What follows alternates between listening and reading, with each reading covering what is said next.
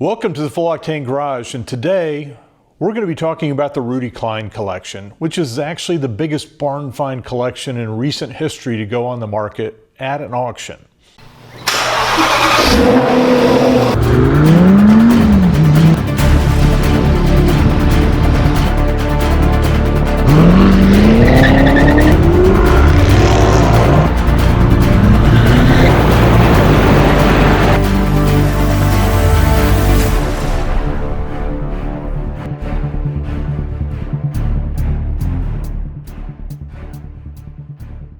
Welcome to the Full Octane Garage, and today I'm going to reflect a little bit on the most significant auction that I've ever seen.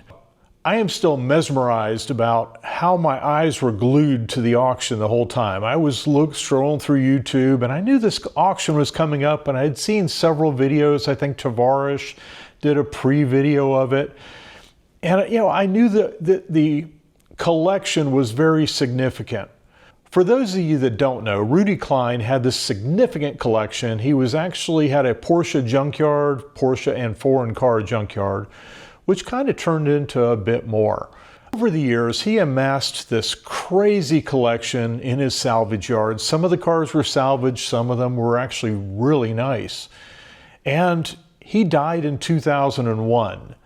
Since 2001, his family has retained the junkyard virtually untouched. So now this is a 23-year barn find, actually 23 years later, and it was kind of a barn find in 2001 if you really look at some of this stuff out there. Most of the stuff is fairly well preserved. There is a lot of wrecked vehicles. I was totally shocked to see how much some of the vehicles brought.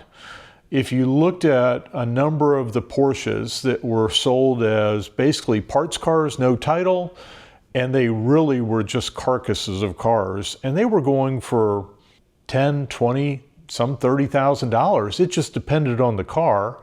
Now, I know some were significant, but what are you going to do with no title? And I'm assuming no VIN number. Now, maybe they did have a VIN number and they were going to be able to recover a title somehow. It might make one of those restorable vehicles worth it. Today I'm going to talk about the top 5 most significant cars in the collection that actually sold. And they totaled almost $20 million just for 5 cars. Unbelievable. Now we're going to go from the least expensive of the top 5 to the most expensive of the top 5. And the least expensive one was a 1968 Lamborghini Miura. And it was pretty much almost a parts car itself. It was damaged pretty heavily. And this one went for a total of $1.325 million.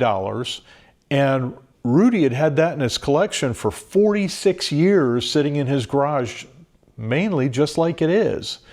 Hopefully somebody's going to be able to take that car. I mean, that money is almost restored money. So it's going to be interesting to see how much money somebody's willing to put into that car. It does have one heck of a story, and it's going to be fun to watch whoever purchased that car bring it back to life, hopefully. And it's going to be interesting to see how much on top of that $1.3 million they're going to have to spend to get it back in business. The next most expensive car in the collection at $1.875 million was a one-of-one type car. And I can't even pronounce this thing. It's a 1964 Iso Grifo, Spider prototype Bertoni.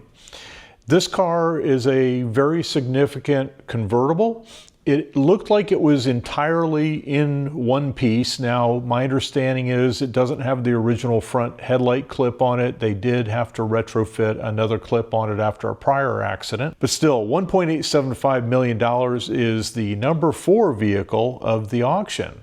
Now, the number 3 vehicle, and this is very encouraging to us pre-war people, as you may see in the background, we have a pre-war 1933 Auburn Boattail Speedster. So we're kind of excited to see some people rallying around pre-war cars and the valuations.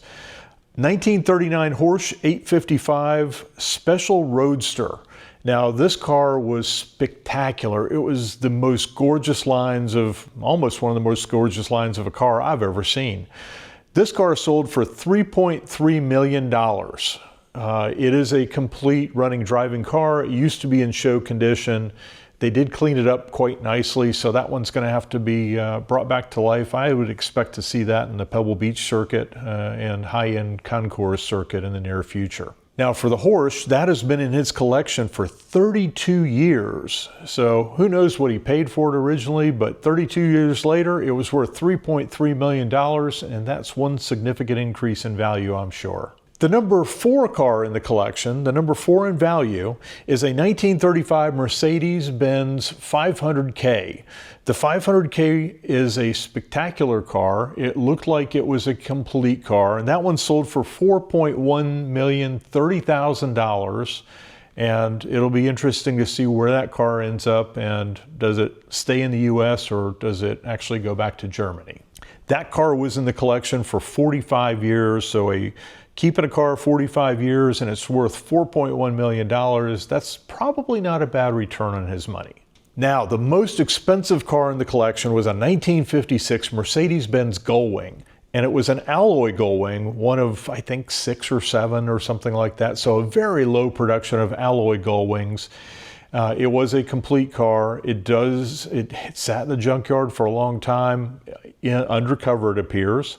You see a lot of dings and dents for things bumping against it. So it was not cared for very well. It was just driven. He had that car in his collection for 48 years, and that car brought $9.355 million. That is the most expensive car in the collection. And just in those top 5 cars, an astonishing $20 million of value was sold. The total collection sold for $29.6 million. And you think about just the top 5 cars was a very large part of that. It was like 2/3 of that $30 million sale.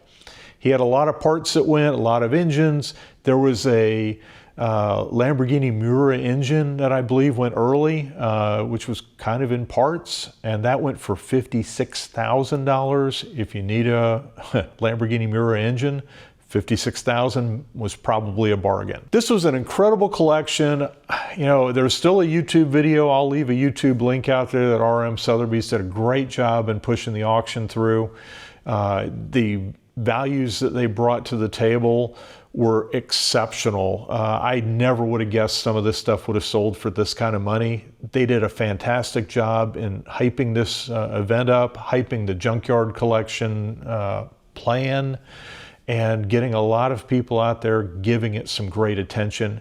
And it was definitely worthy of the attention that it got. So thanks for being with us at the Full Octane Garage.